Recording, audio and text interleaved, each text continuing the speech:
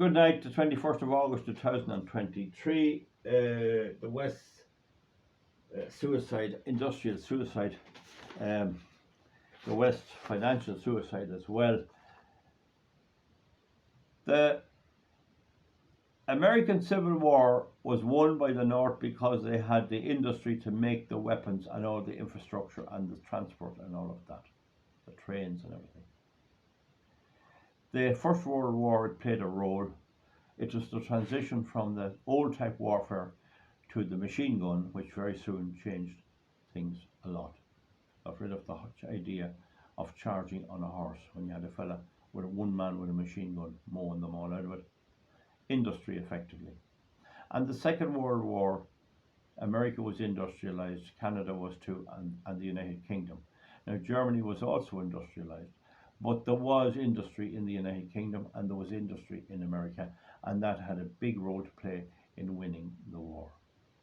Then there was the recovery after the war, building up to about 1985, I suppose, when these countries were still quite heavily industrialized. Britain had its own coal and it had its own industry. But about 1995, a culture got elected, political parties got elected in Europe and in America, which decided to dump the whole idea of manufacturing altogether. Big corporations looked to China and they got their raw materials from Russia and they got their fuel from Russia, and Germany was the powerhouse of the EU, and it got on well with America, it got on well with Canada, it got on well with Britain, it got on well with Russia and with China. It had a problem as the EU's leader in that countries like Italy and Portugal, Spain, were all sucking out of it. They were all looking for money off them. I remember when countries like Italy, they had their currency was inflating at such a rate that you'd be talking about thousands of lira, and that's still, they haven't changed anything. They can't help manipulating their money, printing money just to pay their way. Now, Norway, very wisely in my opinion, is one of the richest and happiest countries in Europe, and it makes its money from selling oil. And if the EU, if it had been in the EU, they would have wrecked that country. They'd have wrecked it. But during the 20s, during the 2000s, the noughties, the early part of this millennium and century, it was decided partly in America, but completely by the European Union, with Britain in, to destroy its industries, to make it completely unattractive to be an industrialist, and slowly but surely to make it unattractive to be a farmer or a food producer. And slowly but surely they mounted up all these ridiculous conflicting regulations, thousands of regulations, so that nobody can know what the rules are. And they set about enforcing them on the ordinary person, while the government themselves were entitled to ignore the whole lot. I know that because they then got this idea that you could run the whole thing on wind energy and solar energy, which is a complete and utter delusion. That is just childish thinking. It's just intuitive thinking. But they headed for that full belt, and in doing so, they broke the European directives on the environment. So then, having been in love with China, having lived off China cheap products, cheap Russian oil, and cheap everything, one wisely, they should have been more careful to keep their own industries, to promote engineering, to promote those good skills. Instead of that, they made them a pariah. No young man or woman would want to say he worked in the oil industry or the coal industry or making electricity by means of oil or coal. That wasn't cool at all. That wasn't in with it or fashionable. Everything went for this green, renewable baloney, all of which was a lie. So they crushed engineering. In Ireland, you have Michaela Engineering over in Mayo, a great company. You have Nugent. You have a few companies, just a small. You have Moffat Engineering. You have a few good companies, but not many. You don't really have anything like the scale we would have had our government continued with the promotion of industry they did way back in the 70s. Back in the 1970s, our government, even under Fianna Fáil, promoted industry. And the Kingspan Group in Kingscourt, centred in Kingscourt in Cowan, it got a good handout, but they used it wisely and built up a multinational company. That all changed. Not only that, the local authorities stopped building houses. They used to build houses for the poorer people in the community, and they stopped doing that. So we had a complete change around. But what actually happened was that the United States is the leader of Europe and dictates to Europe and is in full control of Britain and Europe. And this is very apparent. Now, the United States always did hate Russia. When the Soviet Union fell, they could have got in with Russia and helped to build up that country and make it into a good country, the same as they did in Japan.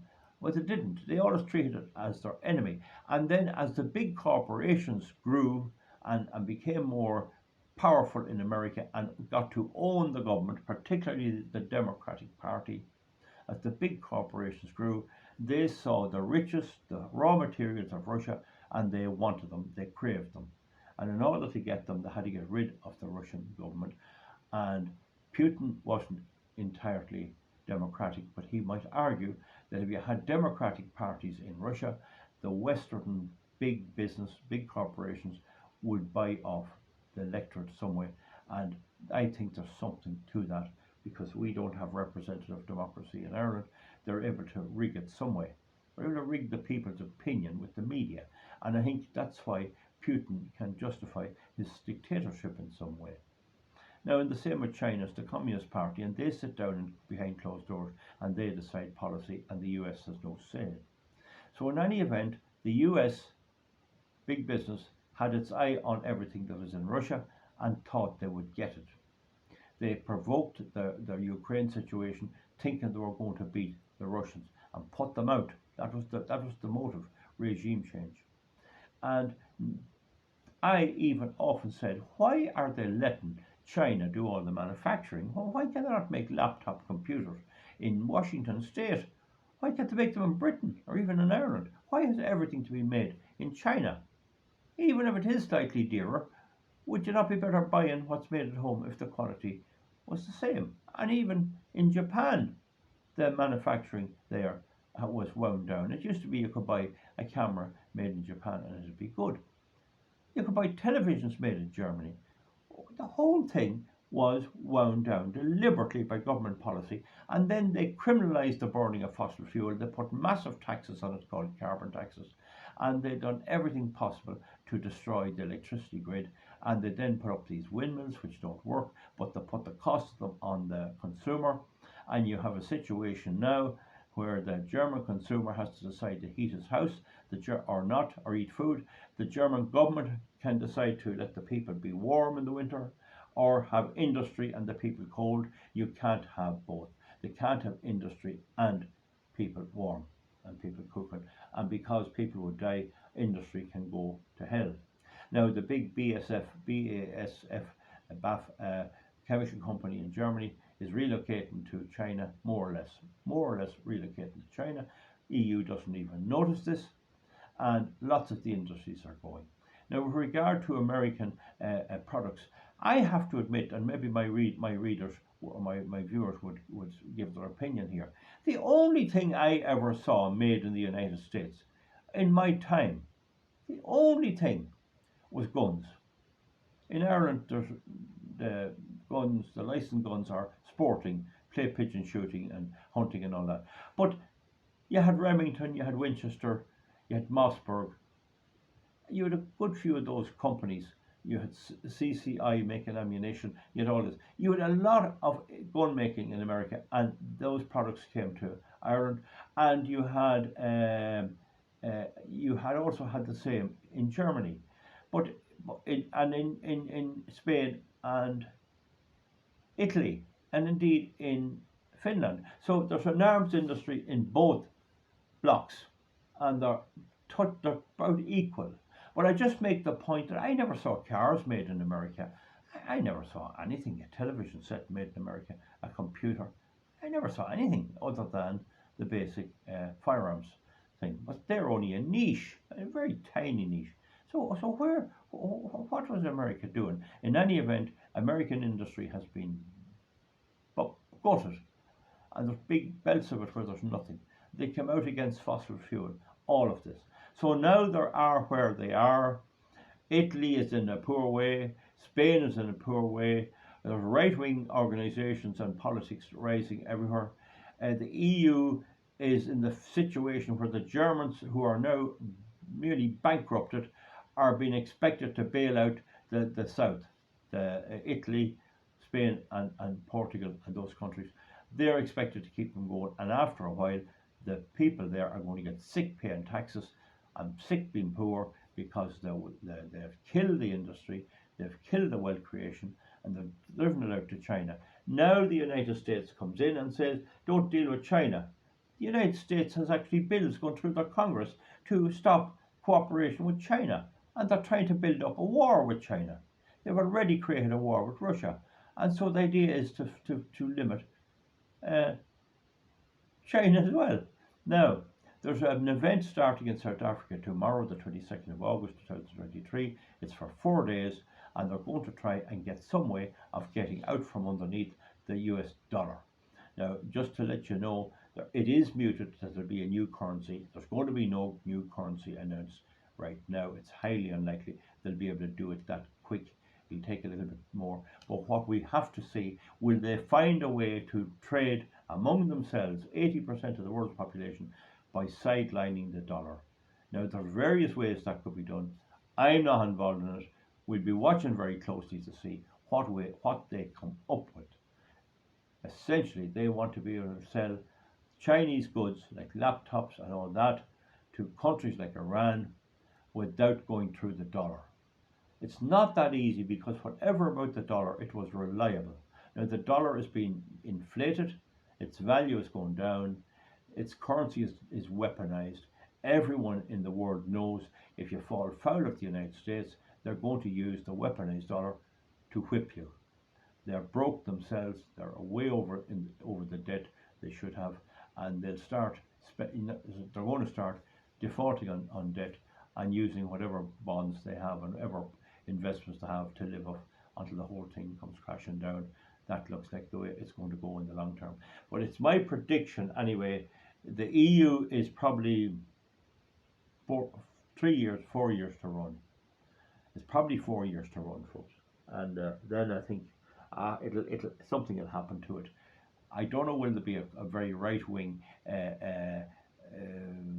swing with the elections in Europe. I don't really know. I think there will be some. But there'll be chaos, and there'll be economic chaos. And then you have the situation where Biden is the most of 2 years left in America, even he is put out. So he'll do a lot of harm in that period. There's some shower of idiots. There are an unbelievable shower of idiots, and you can't blame China and Russia for laughing at them. I mean, they thought they could change the weather. They expected to use me, a farmer in Ireland, to change the weather. Like, this is the thing. And it's a ridiculous situation, but that's how it's panning out. That's the thing to look for. The Americans is very, very upset. Even if they can bypass that dollar, that's a huge blow to American finances, even if they don't set up their own currency. We'll be watching that, and I'll report back to you when we hear more. Give me a thumbs up or thumbs down. It is a complex situation. Please understand that it is a very complex situation. It's not easy to that's why the dollar lasted so long. It's just feels handy, like it's very, very handy to be able to have a few dollars. You can go anywhere with it. That's what you see. Like everything, it was abused by the people who benefited most from it. Thumbs up, please, if you agree with me, or thumbs down if you don't agree. Comment underneath, because I'm not saying I know all of this. The gold that's held in Russia is a lot of it's not held by the government itself, and in China a lot of gold is held by the people themselves, and it's held by big corporations. America has something like 50 tons of gold, 50 tons of it, I think. No, sorry. Uh, um, the amount of gold is doubtful, is very hard to calculate. That's the point I'm making.